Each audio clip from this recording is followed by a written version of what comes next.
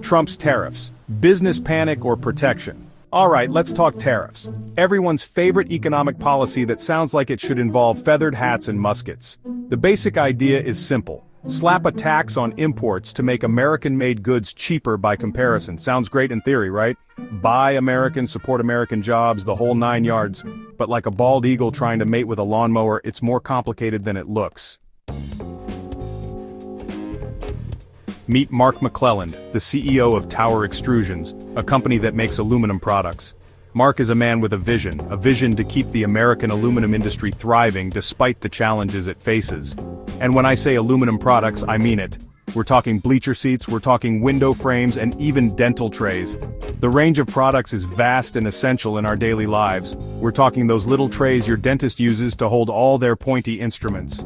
Imagine a world without these everyday items. It's hard to picture, right? Mark's a big fan of tariffs, and for good reason. He believes they are crucial for the survival of the American aluminum industry.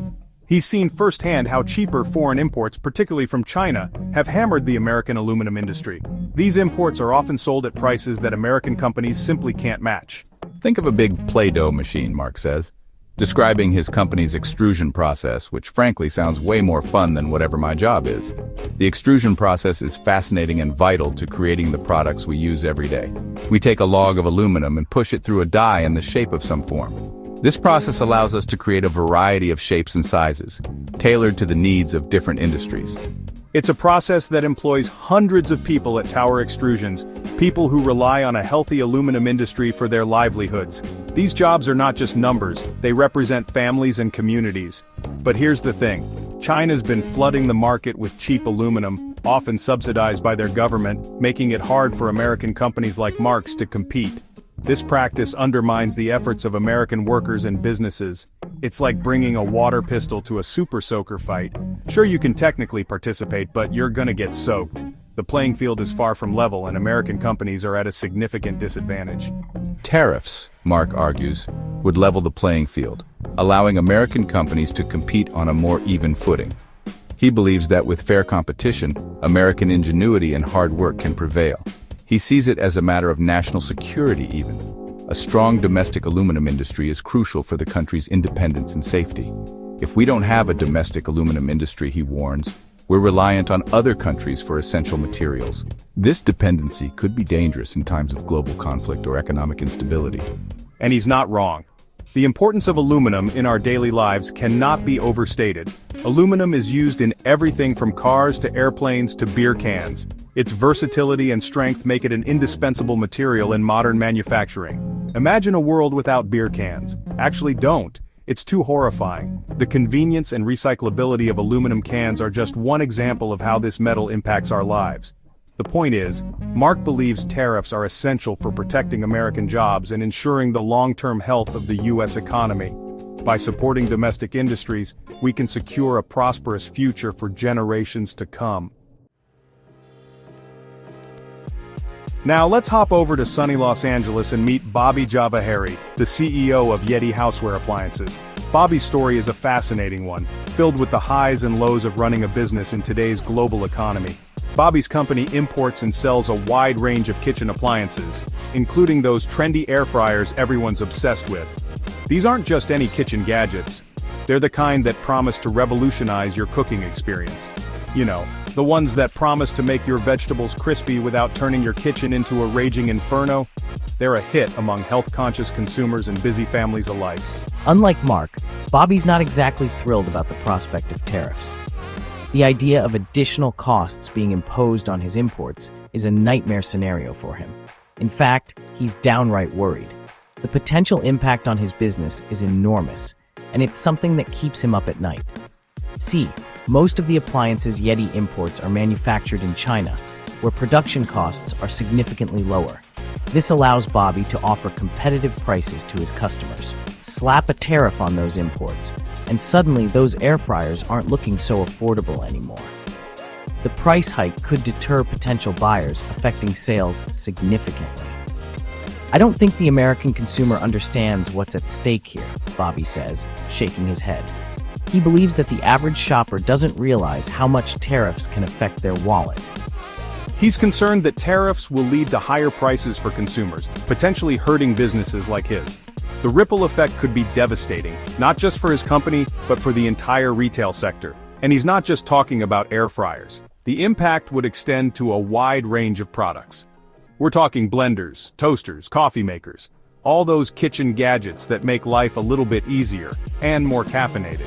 These are everyday items that people rely on. Bobby argues that tariffs are essentially a hidden tax on consumers, particularly those who rely on affordable imported goods. This hidden tax could disproportionately affect lower-income families. He worries that instead of bringing back manufacturing jobs, tariffs will simply force companies like his to raise prices, potentially hurting sales and even leading to job losses. The very jobs tariffs aim to protect could be at risk. It's a ripple effect, he explains. Higher prices mean fewer sales, which could mean layoffs. The entire supply chain could be disrupted. It's not as simple as just bringing back manufacturing jobs. The global economy is far more interconnected and complex than that. And he's got a point. The intricacies of global trade mean that changes in one area can have far-reaching consequences.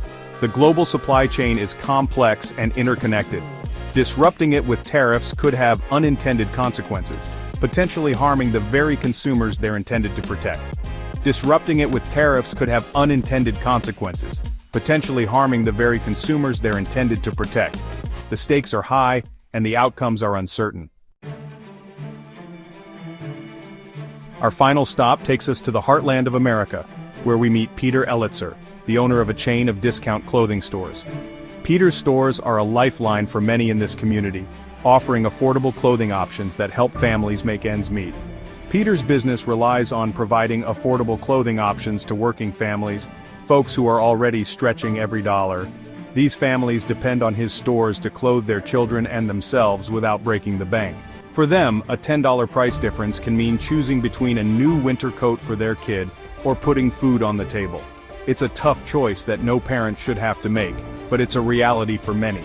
And that's what has Peter so worried about tariffs. The potential increase in costs could have a devastating impact on his customers and his business. See, a lot of the clothing sold in my stores is, you guessed it, imported.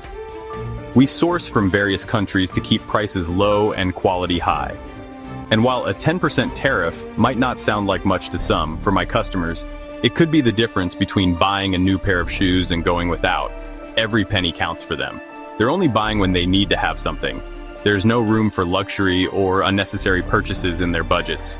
These aren't folks splurging on designer handbags or the latest sneakers. They're making careful, considered choices about every purchase. They're buying essentials, socks, underwear, school uniforms. These are the items that keep their families clothed and their kids ready for school. The stuff that keeps families clothed and kids ready to learn. Without affordable options, many of these families would struggle even more. Peter worries that tariffs will disproportionately impact low-income families who are already struggling to make ends meet. The added costs could push them over the edge. He sees it as a regressive tax, hitting those who can least afford it the hardest. It's a burden that falls heaviest on the shoulders of those who are already carrying the most weight, and he's not alone in his concerns. Many in the community share his worries, and there have been discussions and protests about the potential impact of these tariffs. Economists have warned that tariffs could exacerbate income inequality, widening the gap between the haves and the have-nots. The economic impact could be far-reaching and long-lasting. We need to find a way to protect American jobs without punishing American families. It's a complex issue, but one that requires thoughtful solutions. I believe in a more nuanced approach, one that addresses unfair trade practices without resorting to blunt instruments like tariffs. We need policies that consider the real-world impact on everyday people. It's a delicate balancing act, to be sure, but one that I believe is essential for the well-being of both American businesses and American consumers. We must strive for solutions that support economic growth while protecting those who are most vulnerable. Well, as we've seen, the answer is about as clear as a glass of raw sewage. On the one hand, you've got American businesses like Mark's, struggling to compete with cheaper imports and desperate for some relief. On the other hand, you've got businesses like Bobby's and Peter's, worried that tariffs will raise prices for consumers and potentially harm their bottom line. It's a classic case of damned if you do, damned if you don't.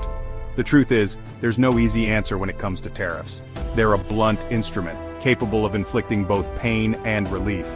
The key is to use them strategically, targeting specific industries and countries engaged in unfair trade practices, while minimizing the impact on American consumers. Of course, that's easier said than done. So, the next time you hear someone spouting off about tariffs as a magical solution to all our economic woes, just remember, it's complicated.